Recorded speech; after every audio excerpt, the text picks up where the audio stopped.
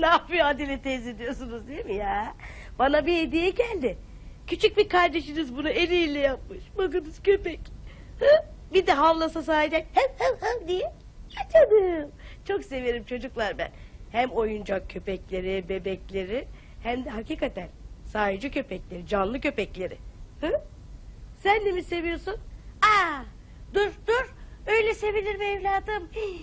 Aman yavrum, o kedi bilir mi ne yapacağını, öyle biçimsiz tutuyorsun. Ya birdenbire pençesiyle sana bir şey yapsa?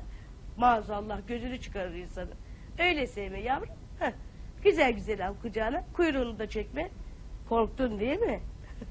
Bir daha yapma canım benim. Ah ah ah ah, bak sen burada kedine ne yapıyorsun? Bak oğlum ne yapıyor köpeğine. Ne de güzel köpeğin var senin. Adı ne? He? Ateş. Aa, Ateş. Ay, havlama. Korkuttun beni. Hadi bakalım.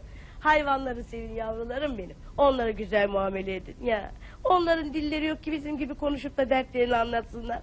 Değil mi? Hadi bakalım. İster misiniz size köpekle ilgili bir şey anlatayım? Hı? Sever misiniz? Severiz diyen dillerinizi yiyeyim. Hadi bakayım alın yerlerinizi. Sen de yerini al bakayım. Hadi bakayım. Evet. Efendim. Kasabanın birinde bir köpek ailesi yaşarmış. Bu ailenin 5 tane yavrusu varmış. Ama çocuklar o kadar güzelmiş ki bu 5 yavru da beyaz. Annelerinin yanında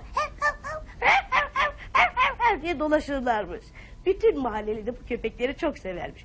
O kadar iyi insanlarmış ki akşam, sabah, öğlen hep hayvanları götürüp yemek verirlermiş. Fakat bu 5 kardeşten en küçükleri çok haylazmış. Annesi gel buraya demesine rağmen diye sabah gidermiş, akşama kadar ortalıkta yok. Zavallı anneciği de diğer yavruları bırakıp bir yere gidemediği için bütün akşama kadar gözleri yolda en küçük yavruyu beklermiş, nerede kaldı diye. Uzatmayalım. Böyle zaman geçtikçe anne köpek çok sinirlenmiş. Ne yapsam benmiş, burası demiş cadde, gelen geçen arabaların altında kalır da benim yavruma bir şey olursa bakın köpek bile düşünüyor çocuklar. Neyse ben demiş en iyisi yavrularımı alayım buradan göç edeyim gideyim demiş. Nereye gitsinler zavallı? Beklemiş gene küçük yavru gelsin diye. Bakmış akşamüstü gene. Bak demiş buraya gel demiş. Sen neredesin demiş. Bütün kardeşlerin yanımda. Diye onu bir azarlamış. Yavru köpek korkmuş. Senin yüzünden demiş burayı terk ediyoruz demiş. Gidiyoruz deyince ne yapsın peki demiş. Uzatmayalım. Anne köpek yavru köpeklerini alarak yavaş yavaş o kasabadan uzaklaşmışlar. Kırlık bir yere gitmiş ki çocuğu dolaşırsa hiç olmazsa kendi de görecek. Diğer yavruları da araba ezmeyecek diye. Uzatmayalım, kırlık yere gitmişler. Gitmişler. Fakat orada da tabii bir köy varmış. O köyün halkı da köpekleri hemen sevmiş yavruları. Aman ne güzel, ne cici falan diye. Bizim öbür hani yaramaz köpeği hiç kimse aldırmıyormuş. Bakmıyorlarmış bile. Öbür yavrular sevildikçe bizimki yavaş yavaş üzülmeye başlamış. Demiş annesine bir gün. Ne var demiş. Ondan sonra niye benim demiş kardeşlerimi demiş seviyorlar da beni sevmiyorlar demiş. Anne köpek demiş ki sen demiş kendini hiç gördün mü demiş. İnsan kendini görür mü demiş. Nereden göreyim ben demiş. Tutmuş anne köpek yavru köpeğine götürmüş, orada da bir göl varmış.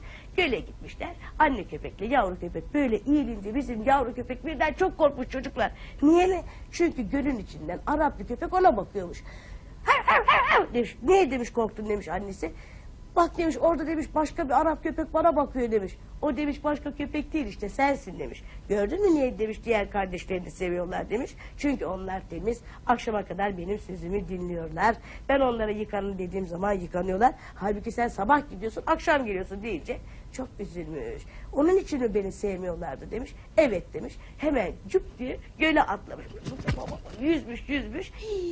Bir de çocuklar tekrar çıkmış kurulandıktan sonra başını uzatmış bu göle. Pamuk gibi bir köpek ona bakıyor. Tabii kendi olduğunu anlamış. Annesine söz vermiş. Ondan sonra her gün tertemiz bir çocuk olarak, bir köpek olarak yaşıyor.